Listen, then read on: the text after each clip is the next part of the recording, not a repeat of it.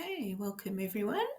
I thought it would be a good idea to just do a short overview of the 7 churches that we are looking at in the book of Revelation. So for those who are new, we are actually doing a Bible study with Gerondas Savas Lavriotis, and he's doing an amazing overview for us. He's going through verse by verse in Revelations and analysing and discussing this is what the Holy Fathers say about these verses. So it's giving us some pretty clear information as to decoding the information there, because Revelations is always very hard to read.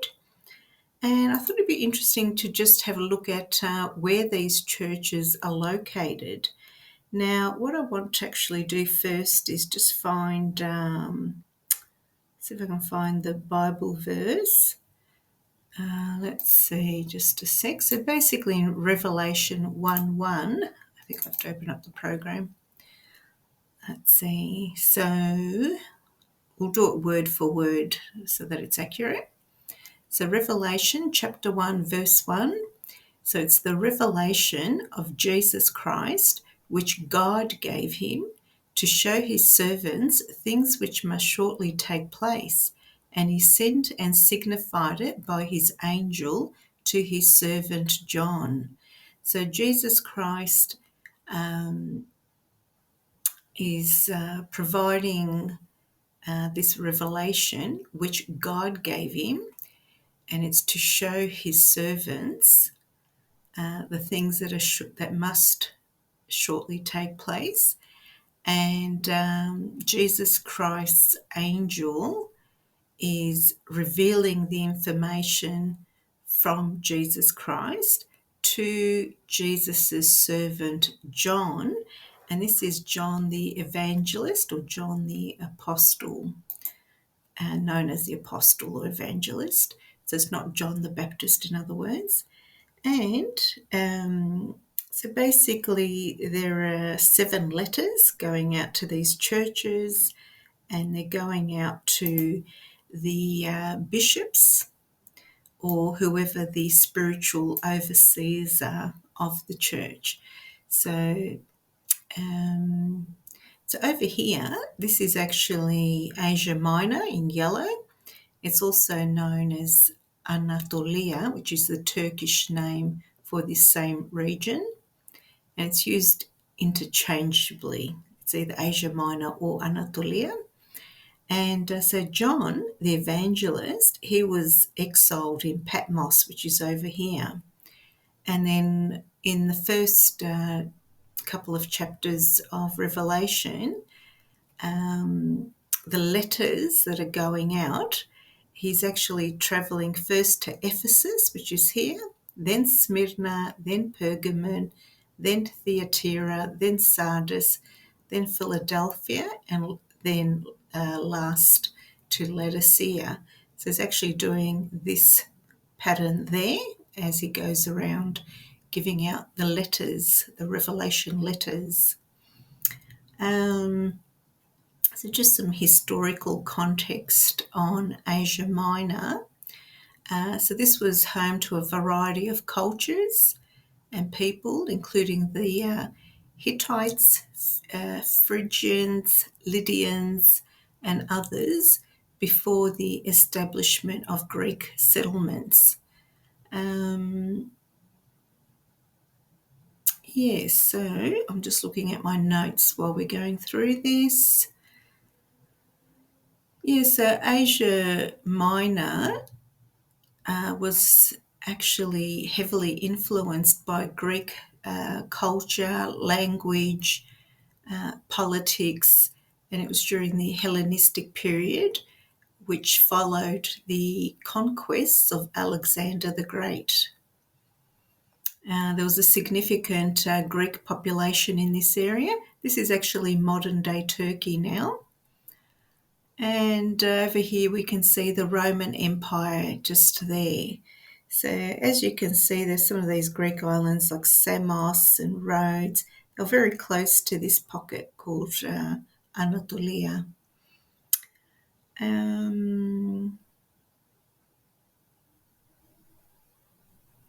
All right, now let's go over to, so that's sort of the geography and where they're located on the map. Now, in the study that we're doing, we do it weekly with Yerunda Savas. It's on different days, so I can't tell you which day to tune in. But we're actually up to chapter 3, which is Sardis. That's where we're up to. So if you go back a few videos, you'll find the chapters for Ephesus, Smyrna, Pergamon, and Thyatira, which he has analysed verse by verse, as I mentioned. So John, he received these apocalyptic visions, which we found out through Revelation 1:1. And he had to address them or hand them out to the churches, the 7 specific churches. And in the chapter 2 and 3 at the moment, it goes in great detail as to what the messages were, the context of it all. And, Revelation has got a lot of symbolism, so that's why it's really important to join in on the study and sort of learn it step by step as we go. Now, let's see what else I can tell you there.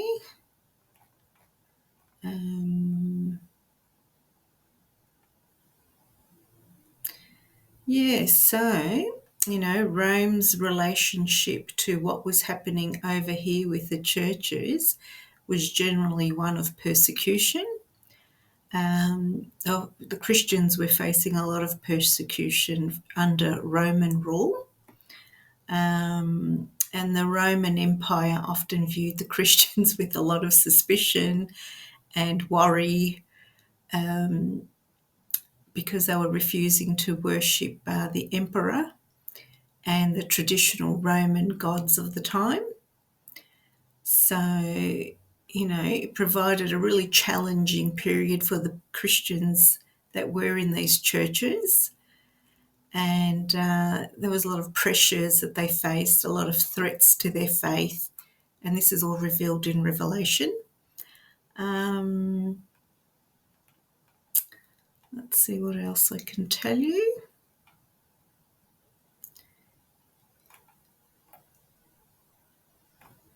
Okay, so basically, if we look at a couple of things as an overview, so John started at the first church here in Ephesus, and this was a major city in the time. It was a commercial centre, and it has the temple of Artemis there. Now, in these letters that went out, so Jesus is personally talking in these letters to the bishops, as we said, or the spiritual overseers of these churches. So Jesus starts by commending them, usually saying, the good points that they had in the different churches, So for Ephesus, the strength was that he commended it for its diligent work. There was a lot of perseverance, and they weren't tolerating false prophets here in Ephesus. They had been pretty steadfast in their faith and had tried really hard to resist evil. Now, the criticism that they received, that despite the strength that they had, they did get rebuked because they had lost their first love. So what that means is their first love indicates that it was the love for Christ and also for one another was diminishing. So there were changes happening there. And then Jesus gave them guidance or instruction, and he urged them to remember their initial passion for Christ. He asked them to repent and do the works they did, when they first started. So that's what happened with Ephesus there. Then John went over to Smyrna, the church of Smyrna. And let's see if I can find out just a general overview. So here in Smyrna, it was a very prosperous port. And it was also known, though, that it had a lot of loyalty. It was a city known for its loyalty to Rome.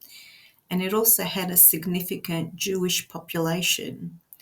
The strengths that were said to Smyrna from Jesus was that he praised them for enduring tribulation and poverty. So they were recognized as being spiritually rich, but they were actually having a lot of suffering, like externally. So they were suffering a lot as a church. The encouragement that they were given, they were told not to fear about all the upcoming suffering that was also headed their way, because they were going to be really tested, but their faithfulness would lead them to the crown of life if they could endure it all. So the promise that Jesus gave to the Smyrna church was that those who remained faithful unto death would not be hurt by the second death. So you have to tune into the study, because Yerunda Savas goes into the detail with what all these terms mean: the second death, the first death. So you have to tune in, and if you haven't followed through, if you get a chance, have a quick look through the first few videos on Revelation, and then sometime in the next sort of week we'll be starting on chapter 3, which is Sardis. So after Smyrna, John went over to the church of Pergamon and again gave the bishop the revelation letter. So Pergamon was known for a very impressive library that they had, but they were also the centre of pagan worship, and including there was a cult there called Asclepius.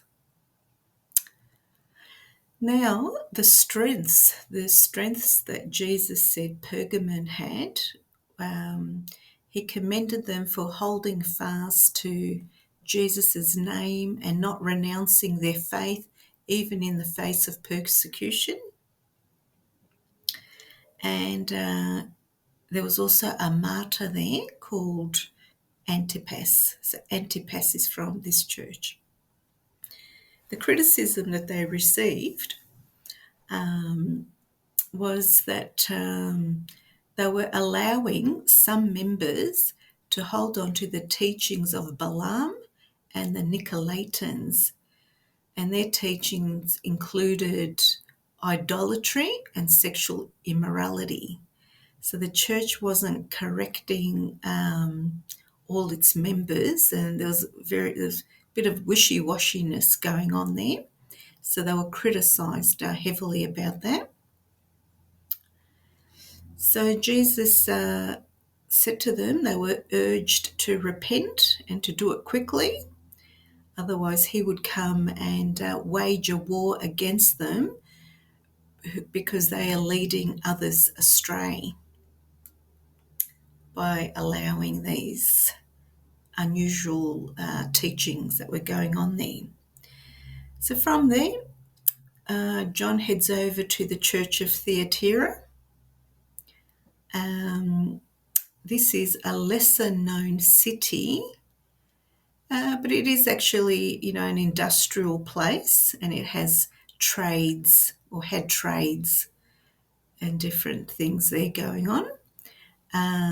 The church was recognised for its love, faith, service, perseverance, and it was actually growing in good works. So it was actually getting more spiritually stronger as time was going on. The criticism that Thyatira received in their letter was that despite these good works that were going on, or the good commendations, They were tolerating a false prophetess who was named Jezebel. And this person was misleading believers into sexual immorality, and they were also eating the food that was sacrificed to idols. So the call to action, Jesus encouraged them to hold on to their faith, to resist the false teachings, and he gave them a promise that they would have authority over the nations for those who could overcome these things. The next location is Sardis, which is the chapter we're up to. And I'm just going to give you a quick overview because there's only 3 churches to go here now. So in Sardis, this was an ancient city. It had a powerful kingdom. It was known for luxury, and it was also at a critical turning point in Jewish history. The strengths, the church had a reputation for being alive and showing signs of activity and presence.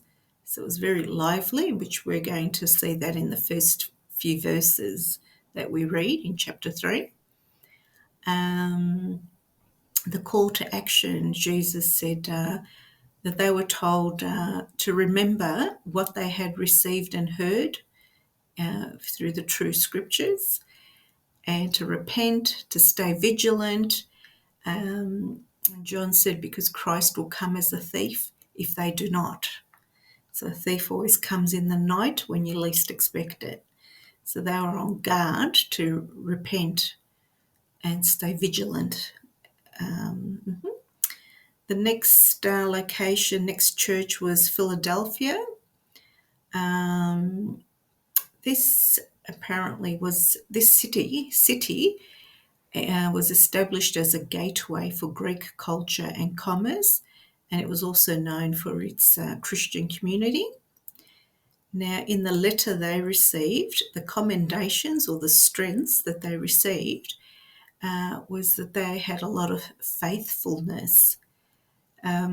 Even with little strength, they were able to keep Jesus' word and not deny his name. So that was amazing. They were encouraged. They were assured of protection in a time of testing, which was coming upon the world.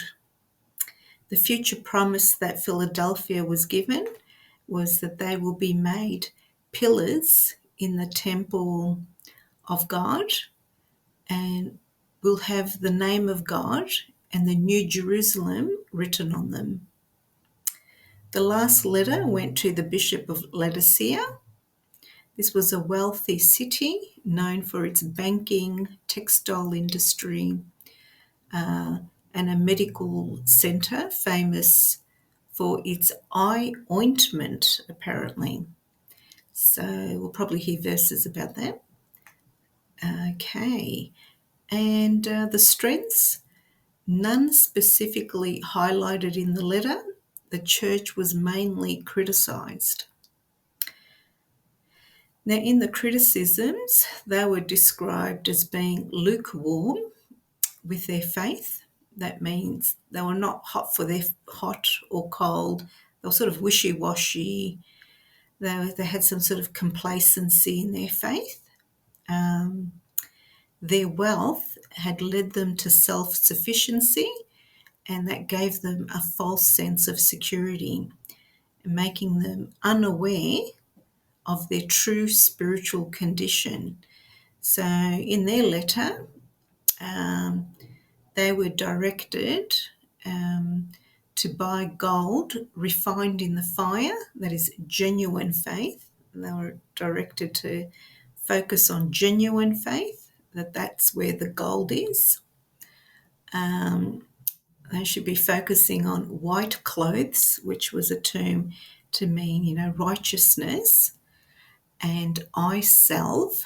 The eye salve that they needed was spiritual insight, from Christ. So remember we said they were known for an eye ointment, famous for it in their medical centre.